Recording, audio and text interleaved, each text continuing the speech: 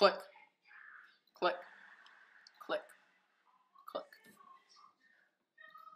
Hi. Hey guys, it's Alice. Welcome back to a brand new video. Today I'm going to be showing you guys how to use a PlayStation 4 controller on your Mac. Now, this is very simple, but it is going to take a while in the end. So, what you're going to want to do first is open the two links I have in the description. They are both media files or MediaFire URLs, and you're going to download them both and extract them. You will get these two programs. Now, Joystick Mapper is required. Joystick Show is not, but Joystick Show helps you create it. So, next, what you're going to want to do is you're going to open your system preferences, and you're going to want to go to Bluetooth. Now, you're going to take your PlayStation controller and hold down the PlayStation button and the share button at the same time for 3 to 4 seconds until the LED light on the top starts flashing blue in patterns. Then you're going to want to find it in here and click connect or pair. Okay? Once it's paired, it should have a solid blue color. Then you know it's connected. Now if you try to move it, nothing will happen. Then you're going to go over to Joystick Mapper and open it. Are you sure you want to open this application from the internet? Yes. So then you're going to want to do add a new preset. You're going to want to name it whatever the program is. Let's say Fallout or Counter-Strike. It doesn't have to be the exact name. It just helps if you're going to use it for multiple programs. So I'm just going to delete that. Now in it, you're going to want to click add a new bind. Now what you're going to want to do for each bind on or each button on the PlayStation that you want to use, you're going to have to assign a command to it.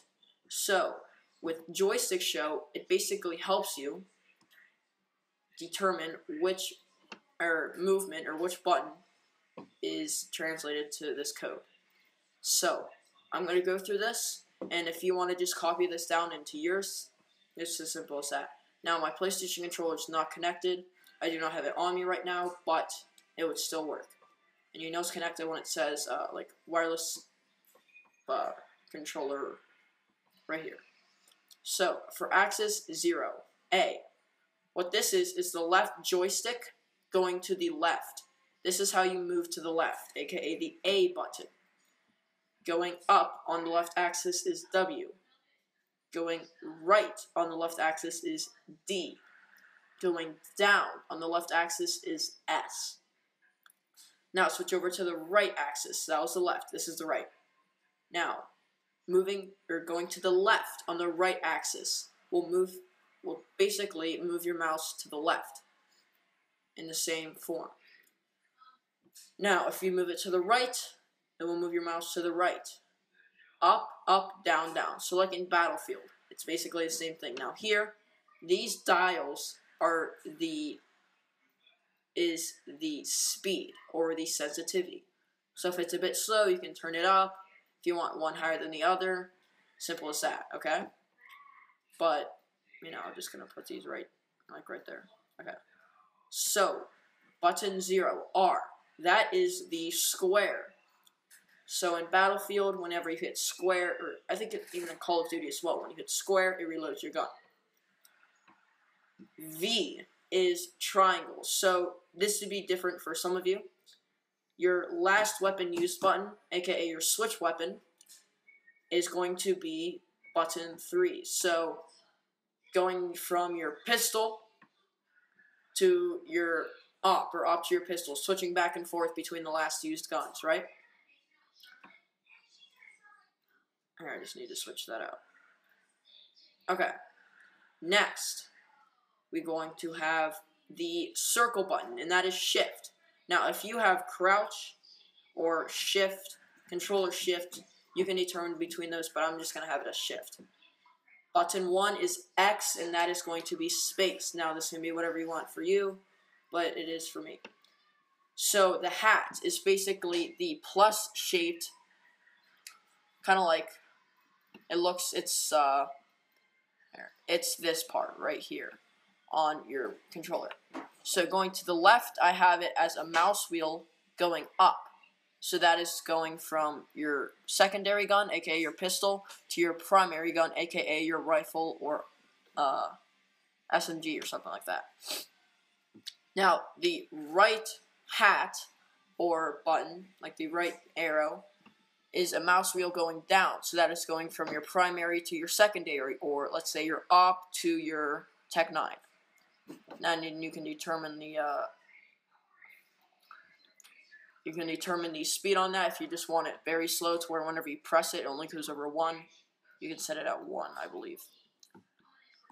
Now we're going to move on to the right and left trigger fingers. Now you guys know what this is. This is when you shoot in Call of Duty and Battlefield.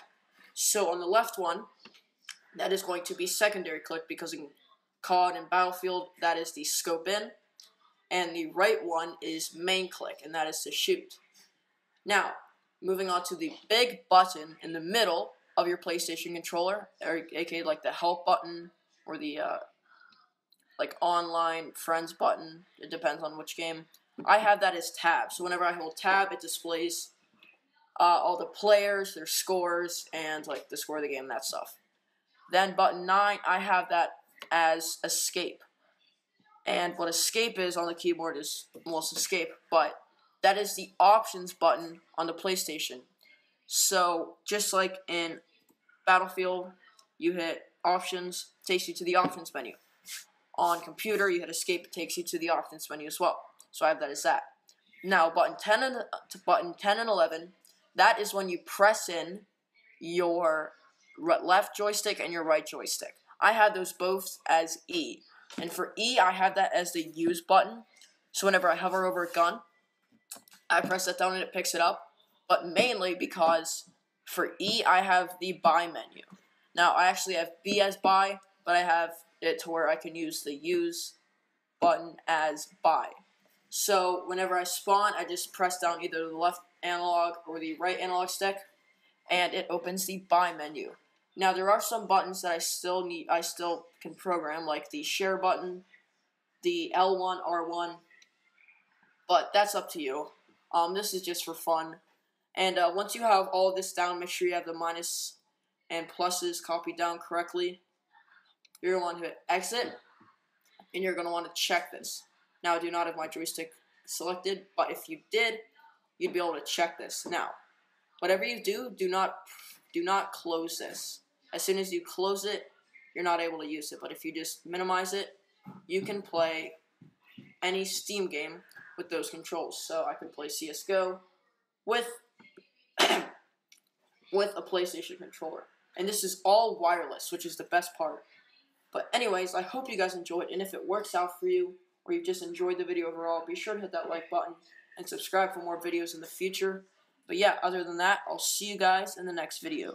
Peace.